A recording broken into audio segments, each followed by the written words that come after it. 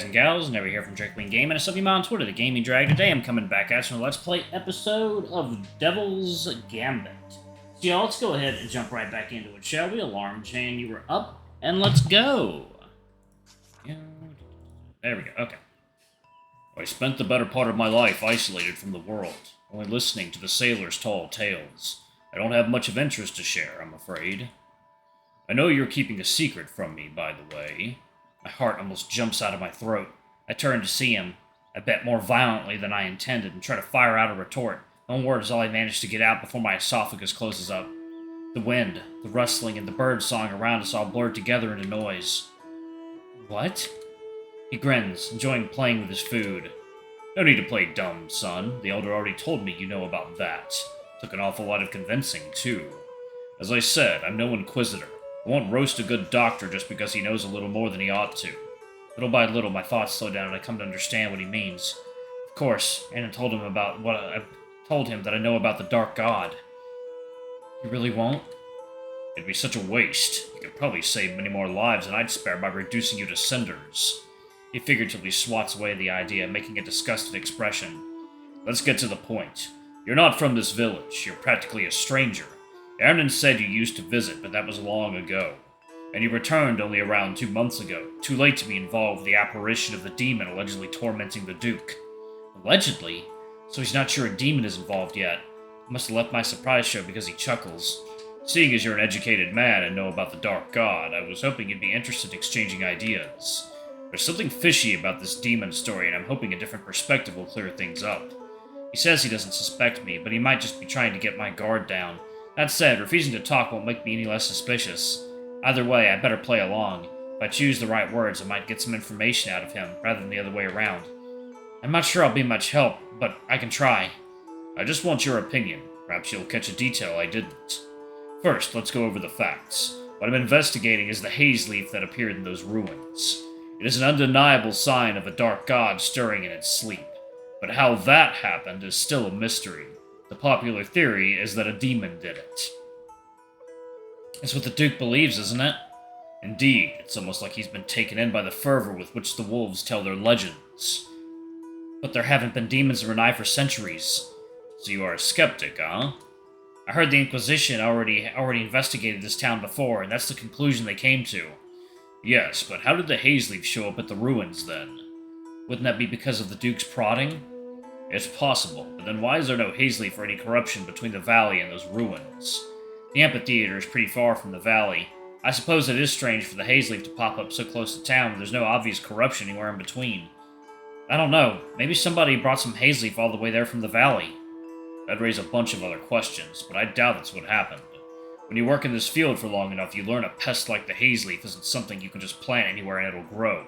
Nature has means to defend itself. Yeah.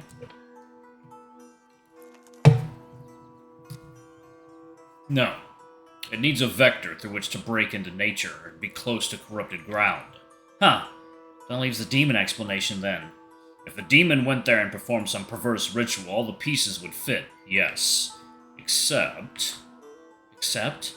If you were a demon here in Renai and the Duke was trying to break into your territory, what would you do? Ooh, excuse me. I'd drive him out, I guess. That's what everyone here says, because that's how it goes in Renai's legends. Remember, however, these are the same legends they seal the Dark God away with. They are a mockery, a satire. A demon, the real deal, would be quite amicable to the Duke. Demons weaponize the truth, and who yearns for that more than an entitled scientist? And he'd be a great target. Anything the Dark God grants him, he'd try to make it his and spread it all over the world. Like with those silly glasses. He points to the prismillion glasses on my belt. Why, a real demon would use their finest flattery and lead him straight into the valley's heart. Which is why it puzzles me that we have this expedition that just can't succeed, and a Duke claiming a demon is tormenting him. The breeze suddenly turns, shaking the top of the trees and cooling the inside of my ears. Just as Renai has an unusual relationship with its demons, its last remaining demon has an unusual relationship with his dark god. Well, am I mistaken? Oh, no, I don't think so. Manol, he's obsessed with his research. I can't say he wouldn't strike a deal with a demon for its sake. It truly is a puzzling situation. Suddenly, the dragon's footstep sounds much closer. Indeed. There is another possibility, however. There is?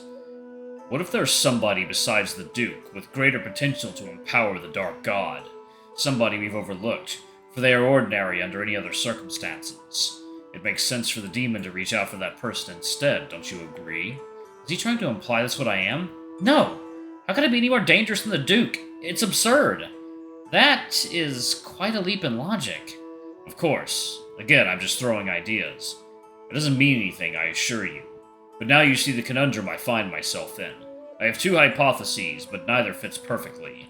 I don't know how to help you. If this was me diagnosing a patient, I'd assume I missed something fundamental and start over from scratch. Yes, I suppose you're right. Silvareth quiets down and looks away. He seems lost in thought, genuinely so. I sigh with relief when the forest shrine comes into view. I point at the shack barely peeking out from behind the building.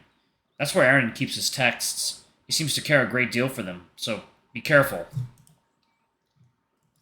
Of course, friend. Thank you. I look at the dragon, and immediately I notice a damp spot on the side of his abdominal region. He follows my gaze and laughs when he notices. Excuse me. He produces a handkerchief and presses it against his clothes, rubbing the dampness off. It's transparent and somewhat viscous. Saliva? Oh, one more thing, son. About the priest's apprentice. How long have you known each other? Cadgan? 11 years. Why?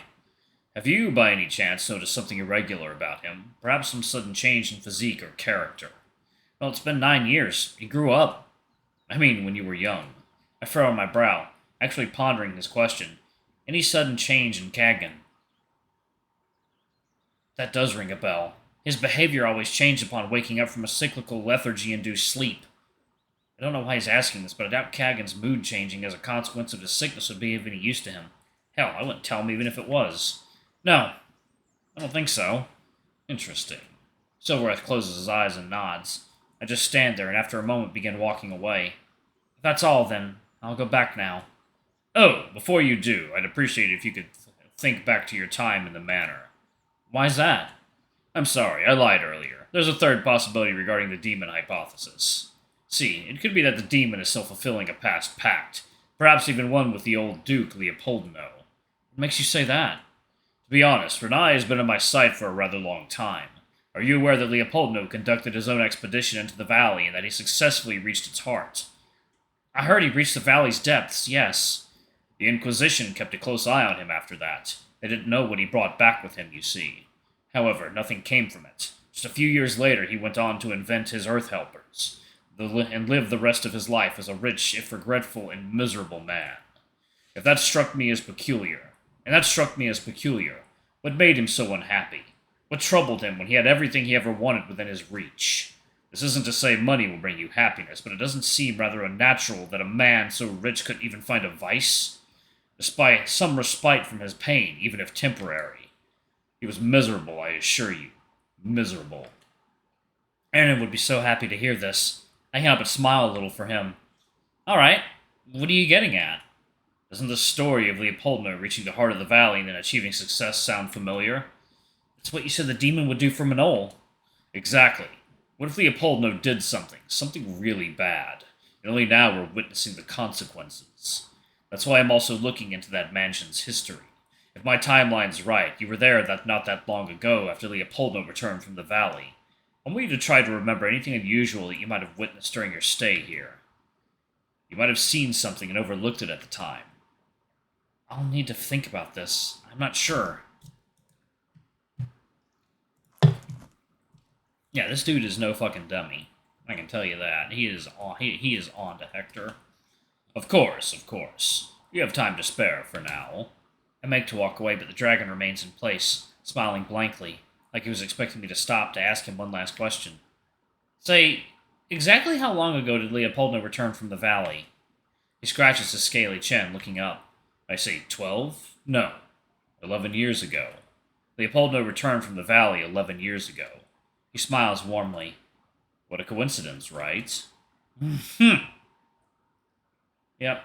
Yeah, because Cadgan turned into a fucking JoJo character. Like, something went on. It is dark. The voices of the patrons downstairs have vanished, replaced by the occasional gust hitting the window, and the flames softly dancing inside my lamp. I'm sitting on the desk, pen in hand, tapping the piece of paper before me. It's never easy writing to Aunt Nora, but now I'm truly stumped. Where do I even begin untangling the mess that is my head?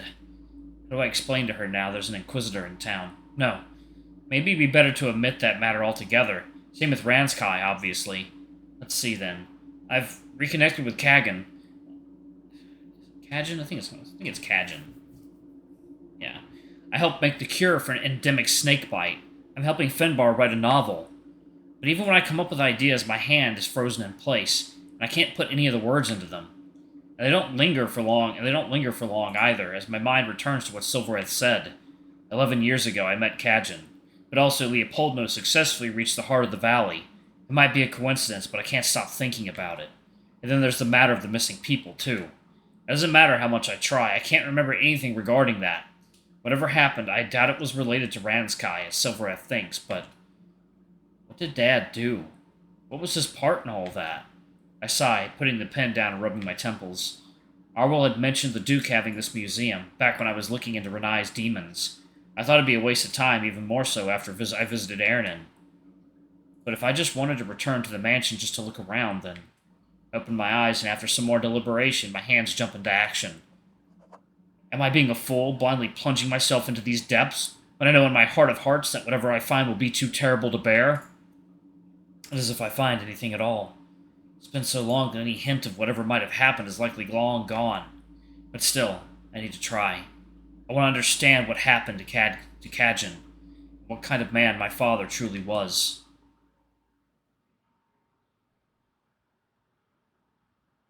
We set out before the break of dawn, and there was not a single pair of eyes set to witness us. The birds are quiet, the trees still. The sleepless elders dare not come out, afraid of the chill. And even the beasts of burden stay back, sleeping on the stable's floor. Alright, I'm going to go ahead and pause it right there. Thank you all so much for watching. Don't forget to like, comment, subscribe, ring that notification bell, and check out our Patreon or YouTube memberships if you can. It always helps. Anyway, I love you all, and I'll see y'all in the next video. Bye-bye!